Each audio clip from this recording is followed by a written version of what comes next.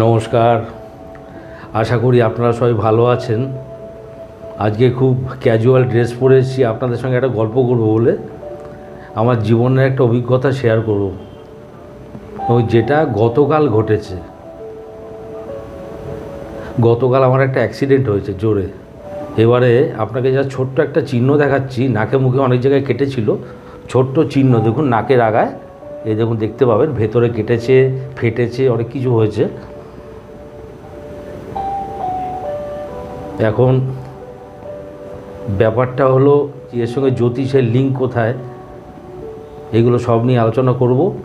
প্রথমে একটু বলে নিই, আমি থাকি দমদমে। এবার কালকে নাগেরবাজার মোড় দিয়ে আমি পাস করছিলাম। নাগেরবাজার মোড় দিয়ে পাস করতে গিয়ে রাস্তার থেকে ফুটপাতে ওঠার সময় নাগেরবাজার মোড়ে একটা পেট্রোল পাম্প আছে, ওইখানে পুরো হুমড়ি খেয়ে, মানে মুখ থুবড়ে পড়ে যাওয়া যেটা বলে, এভাবে পড়ে যাই আর কি। এবারে দেখুন আমার একটা বডি ওয়েট আছে, 80+ কেজি ওয়েট আমার, তাতেও কিন্তু লেগেছে, নাক দিয়ে ব্লিডিং হচ্ছিল, হাঁটুতে ছড়েছে, দাঁতে লেগেছে, সব জায়গায় লেগেছে, রক্ত পড়ছিল। কিন্তু অদ্ভুতভাবে আমার চশমা, আমার মোবাইল, এসকেপ্ট, এগুলো কিচ্ছু হয়। পাশেই নাগেরবাজার মিউনিসিপ্যালিটি করতে ফার্স্ট এড করে বাড়ি চলে এলাম। ব্যাপারটা কি জানেন, আমি এটা জানতাম এটা হবে, ডেটটা জানতাম না কালকে, আপনাকে আস্তে আস্তে আসছি, জানতাম এই ঘটনাটা হবে এবং একটু ভয়ে ভয়ে সত্যি কথা বলতে ছিলাম। একটা স্প্যান, দু মাসের মতো স্প্যান, এর মধ্যে ঘটনাটা ঘটবে আমি জানতাম, একটু সতর্ক হয়ে চলছিলাম, কিন্তু কালকে ঘটনাটা ঘটলো। এবারে তাহলে কি হলো, আমি জেনেও তো কিছু করতে পারলাম না। তাহলে ব্যাপারটা কি? ব্যাপারটা হলো ডেস্টিনি ক্যানট বি চেঞ্জড। ডেস্টিনিকে চেঞ্জ করা যায় না। ভাগ্যং ফলতি সর্বোত্তম। ভালো মন্দ আপনার ফেট আপনার সঙ্গে সবসময় থাকে। মেন ব্যাপারটা হলো what is your reaction to destiny, what is your response to destiny.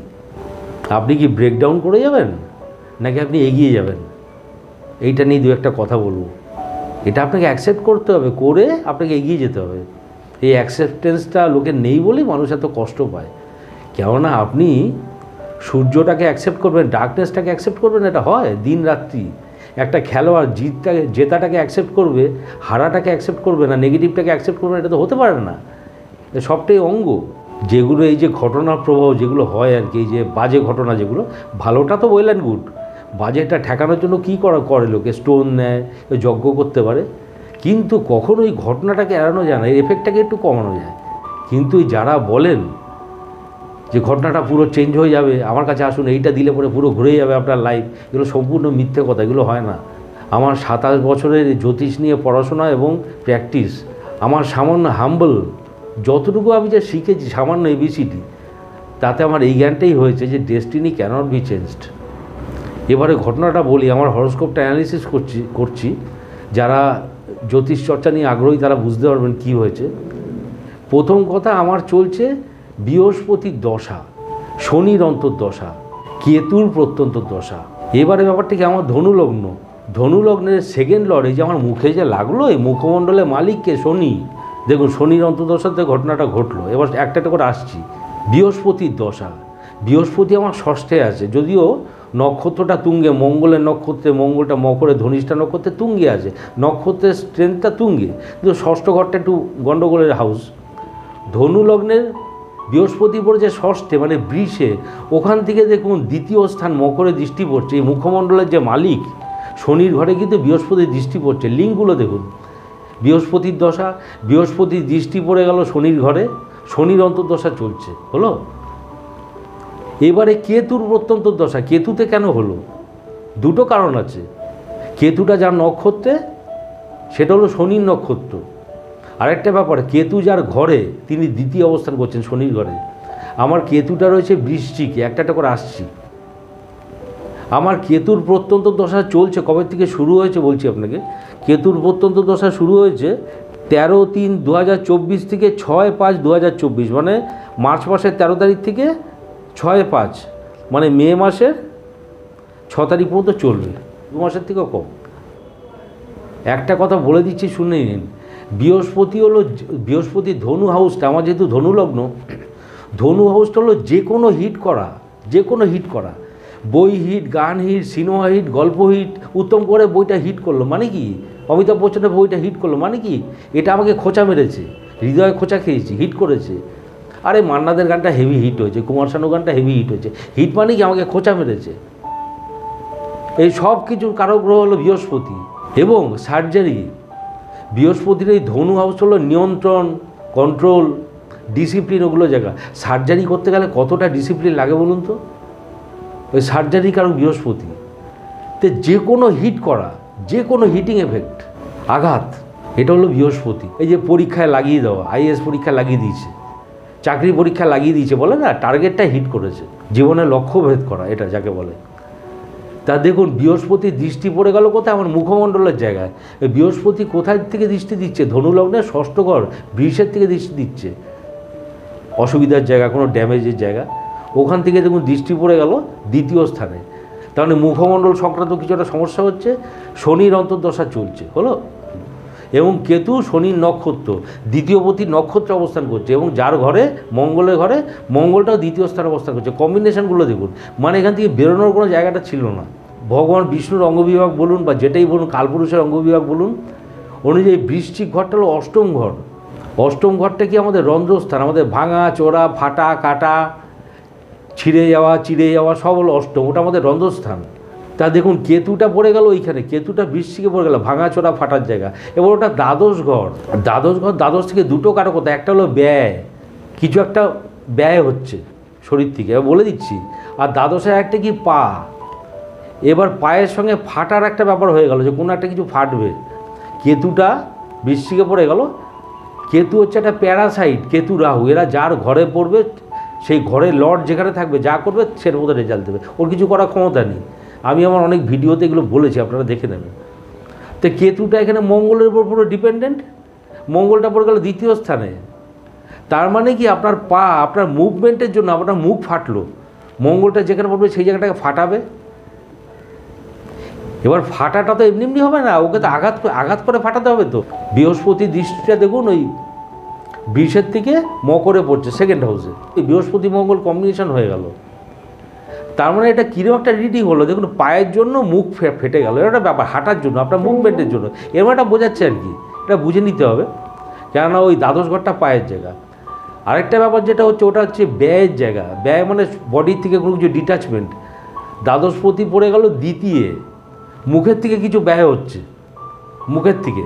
এবার কি হচ্ছে? রক্ত বেরিয়েছে। এবারে দেখুন দ্বাদশপতি মঙ্গল দ্বিতীয় থেকে চন্দ্রের ঘর কর্কটে দৃষ্টি দিচ্ছে। চন্দ্র হচ্ছে ব্লাড, চন্দ্র মানে ফ্লো, চন্দ্র হচ্ছে ফাস্টেস্ট মুভিং প্ল্যানেট। সারা বডির মধ্যে যে রক্ত সঞ্চালন হয় ওটা চন্দ্র করে, রক্তের সঙ্গে খাবার অক্সিজেন সব সাপ্লাই করে, ব্লাড। তাহলে কি হলো? রক্তপাত হলো। মঙ্গলটা ওইখান থেকে দৃষ্টি দিল কোথায়? মুখের জায়গার থেকে মঙ্গলের দৃষ্টি পড়ছে অষ্টমে। তাহলে কি হলো? রক্তপাত হলো। এবারে দেখুন চন্দ্রটা কোথায়? চন্দ্রটা কিন্তু ধনুতে। দেখুন এই আঘাতের জায়গাটা কিরকম আসছে, ঘুরিয়ে বেরিয়ে। বৃহস্পতির দৃষ্টি যেমন আসছে, চন্দ্রটা কিন্তু ঘুরিয়ে ধনুতে। এবারে দেখুন নাগের বাজার মোড়টা কেন? হয়তো রাস্তা যে কোনো জায়গায় হতে পারতো, ওই জাংশনটাই কেন? তার একটা ব্যাখ্যা আছে। ওই যে অষ্টমপতি চন্দ্র, সে কিন্তু সপ্তমপতি বুধের সঙ্গে বসে আছে। আপনার যাত্রা, আপনার গমনাগমন, এগুলোর মালিক হলো সেভেন্থ লর্ড, সেভেন থেকে যাত্রা বোঝায়। এবার দেখুন অষ্টমপতি সপ্তমপতি যুক্ত হয়ে লগ্নে বসে আছে, তাহলে এগুলো গমনাগমন, যাত্রা, কোথাও আমি যাচ্ছি সেইখান থেকে দেহে আঘাত লাগা, এই ব্যাপারটা বোঝাচ্ছে। লগ্ন হচ্ছে আমার শরীর।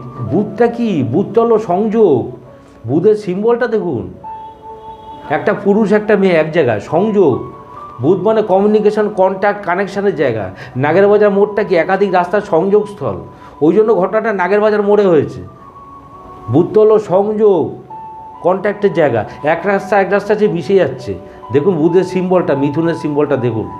ধনুলগ্নে মিথুন হলো সেভেন্থ লর্ড, একটা পুরুষ একটা স্ত্রী একসঙ্গে। এই হচ্ছে ব্যাপার। এবারে কেতুর কাজ করেছে কি দেখুন, কেতু দ্বাদশে, কেতুর প্রত্যন্ত দশা হয়েছে। কেতু কি কাজ করছে? কেতু হচ্ছে সাংকেতিক হিডন। তা কেতু কি খুব একটা ওর মধ্যে বোঝা যাবে না, যা হচ্ছে ইনার, রক্ত সবই বেরিয়েছে, কিন্তু দেখুন মুখমণ্ডলে অতটা ছাপ নেই। এবারে এই যে একটা মোটামুটি অল্পের উপর দিয়ে গেল, আমাকে সেভ করলো কে? আমার সেকেন্ড লর্ড, দ্বিতীয় ঘরের মালিক, মুখমণ্ডলের মালিক শনি। তিনি রয়েছেন তৃতীয় মূলত্রিকোণে, আনন্দ স্থানে, ভেরি কমফোর্টেবল পজিশান। এবং আমার অভিজ্ঞতায় বলছি, মূলত্রিকোণে যে প্ল্যানেট থাকে সে তুঙ্গ ঘরের থেকেও বেশি রেজাল্ট দেয়। ওই জন্য যতই বাড়ি দিক ওই ঘরের যে মালিক লর্ড সে ঠিক খুব স্টেডি জায়গায় আছে এবং ওটা স্থির রাশি, ভেরি স্টেডি, যার জন্য খুব একটা কিন্তু কবজা করতে পারি, নাহলে কিন্তু আরও কেলেঙ্কারি হতো। তো এই জ্যোতিষ নিয়ে এই হচ্ছে অ্যানালিসিস। এবারে যেটা আমার যেটা বক্তব্য, তাহলে কি হলো, ডেস্টিনি ক্যানট বি চেঞ্জ, মানে আমি জেনেও কিছু করতে পারলাম না, এবং এটা তো সম্ভব না, আপনাকে তো রাস্তায় বেরোতে হবে, হাঁটতে হবে। যেটা বলছিলাম, what is your reaction, what is your response to destiny, ওটা হচ্ছে মেন ব্যাপার। নেগেটিভ না পজিটিভ, পজিটিভ হলে পরে ওখান থেকে শিক্ষা নেবেন, আর নেগেটিভ হলে কী হবে, যেটা বলে না ব্রেকডাউন, ওইটা হয়। এবারে যেটা বক্তব্য, you have to accept it, যে ঘটনাই ঘটুক লাইফে, ভালো মন্দ মিলিয়ে তো চলে, মানুষের জীবনটা হলো light and shadow, you have to accept it.